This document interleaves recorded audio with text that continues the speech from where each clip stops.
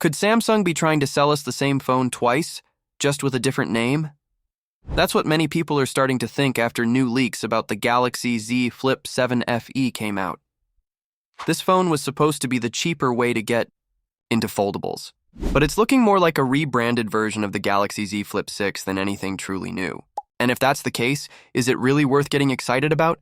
Samsung fans have been eagerly waiting for the next generation of foldable phones, especially the Galaxy Z Fold 7 and the Galaxy Z Flip 7. But in between all the buzz around those, the Flip 7 FE was rumored to be an affordable alternative, something for people who want a foldable phone without the high price.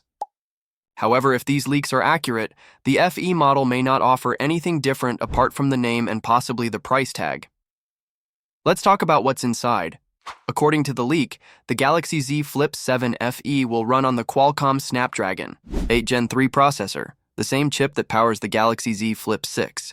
You'll also get 12 GB of RAM, a 6.7-inch AMOLED main display, and a 3.4-inch Super AMOLED cover screen.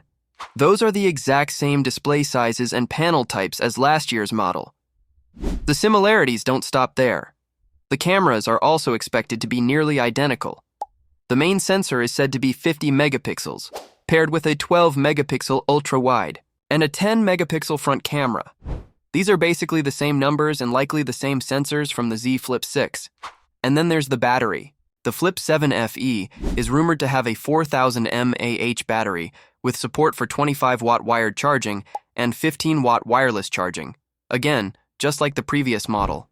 Even the durability features appear to be unchanged, with the phone expected to have IP48 dust and water resistance.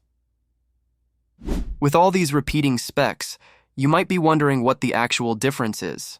So far, the only major change mentioned is that the Flip 7 FE will come with Android 15 already installed. While that sounds nice, most older Samsung phones will eventually receive the same update, so it doesn't exactly make the new model feel special or ahead of the curve. There is one potential saving grace for the Flip 7 FE, and that's the price. Reports suggest that Samsung might release it at under €1,000, which could appeal to people who've wanted a foldable phone but couldn't justify the cost. If that happens, it might still find buyers, but mainly those who care. More about the lower price than about having the newest hardware. However, this creates a confusing situation. If the Galaxy Z Flip 6 receives a price cut around the same time, it could become the better deal. Why pay more for nearly the same phone just because it has FE in the name, unless Samsung throws in some extras or surprise features that haven't been leaked yet? It's hard to justify calling this a new device. None of this has been confirmed officially by Samsung, so there's still a chance that the final product might surprise us. But if everything we're hearing turns out to be true, then this might not be the exciting new foldable phone some were hoping for. It might just be a smart way for Samsung to keep older parts moving and appeal to budget shoppers. What's your take? Would you buy the Galaxy Z Flip 7 FE if it's basically the Flip 6 in disguise? Or would you rather wait for the real Flip 7 or grab the older model at a discount? Let us know in the comments below. And if you want more updates on leaks, tech news, and honest opinions before you buy your next phone, make sure to like this video and subscribe to our channel.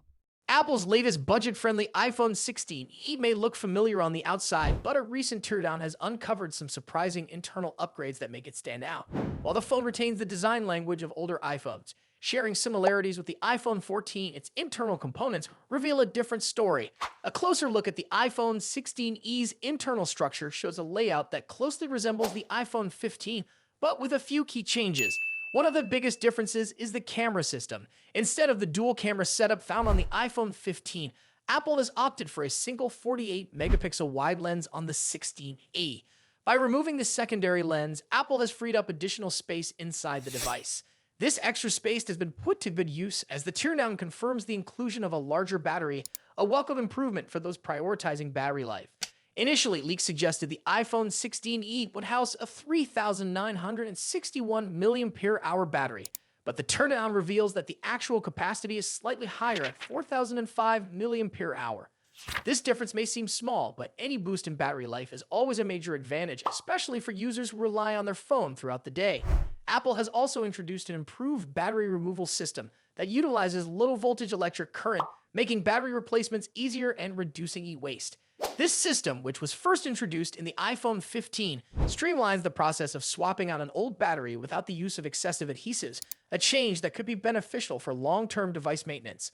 Another important upgrade is Apple's shift toward in-house modem technology. The iPhone 16e features Apple's C1 chip, their first self-designed 5G modem. This chip combines a 4nm baseband with a 7nm transceiver, which results in improved power efficiency. Early testing suggests that Apple's C1 chip consumes less power compared to the Qualcomm modems used in previous iPhone models. This efficiency gain could contribute to longer battery life and improved overall performance, particularly in areas with weaker signal strength where modems tend to work harder.